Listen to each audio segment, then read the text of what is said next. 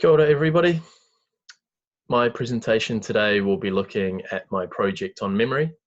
Specifically, I'll be looking at participants' knowledge of memory derived from their own experience as human beings, rather than their general knowledge about the science of human memory.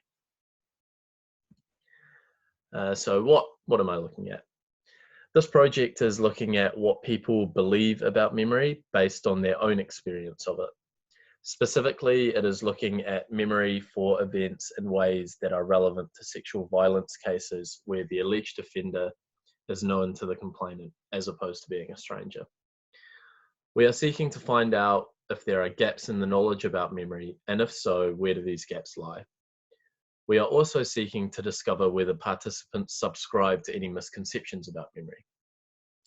Now, often in jury trials, the jury is asked to use their common sense when deliberating.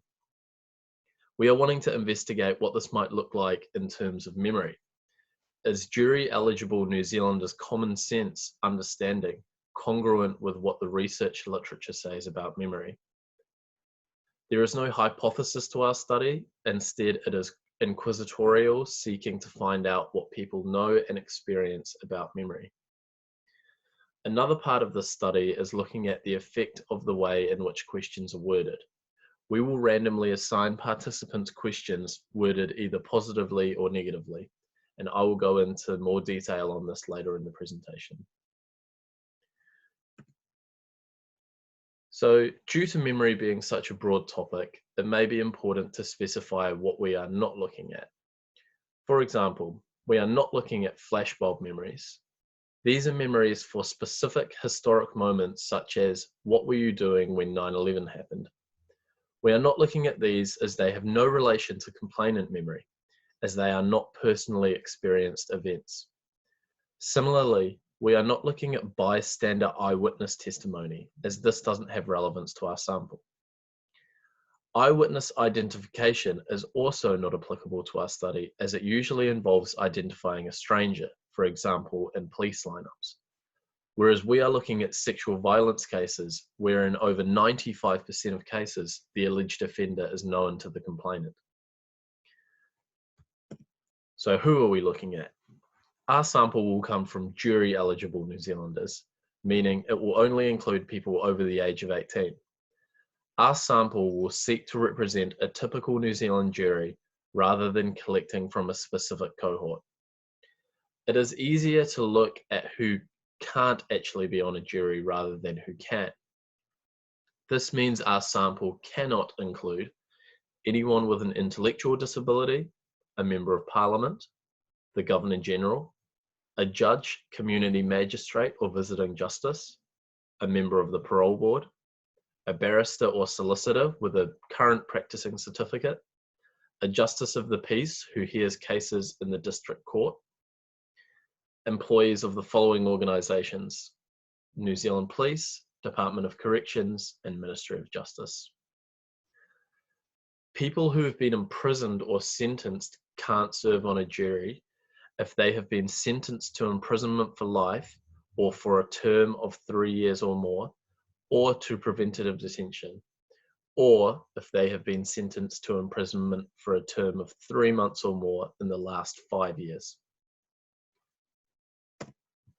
So why are we doing this?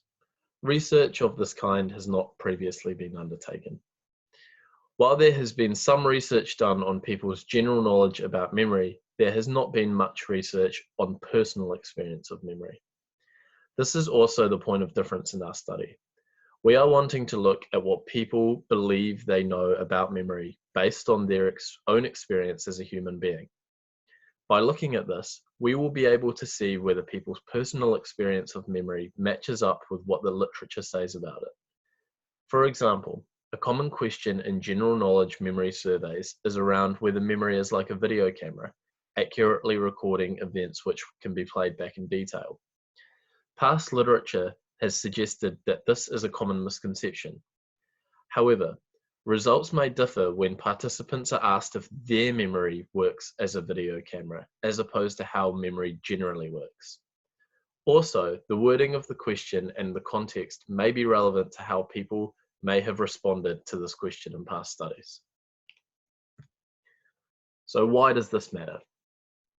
This matters because jurors' knowledge and experience of memory can have implications for jury decisions in criminal proceedings. The ultimate question that derives from this survey is whether the population from which juries are selected has accurate knowledge about the relevant aspects of memory, and in turn, whether they need expert evidence to educate them in the context of criminal jury trials. If expert evidence is required, in what specific areas is it in? How will we do this? The survey will be an online questionnaire with approximately 10 questions pertaining to memory, which are relevant to sexual violence cases where the accused is known to the complainant. The questions will be worded in both a positive and negative way, and participants will be randomly assigned a positive or negative version of the question. They will be asked how strongly they agree or disagree with the statement. So I've included one of our questions to demonstrate this. As you can see, on the left, we have the positively worded version of the question, saying, my memory is like a video camera faithfully recording everything so that I can play back events with every detail that occurred at the time. Conversely, on the right, you can see the negative version of this question. My memory is not like a video camera faithfully recording everything, and I cannot play back events with every detail that occurred at the time. We will also exclude any participants who have studied psychology before in order to get a better understanding of the general public's knowledge. These are the references I've used. And now I will just wait for your guys' questions. Thank you for listening to my presentation today.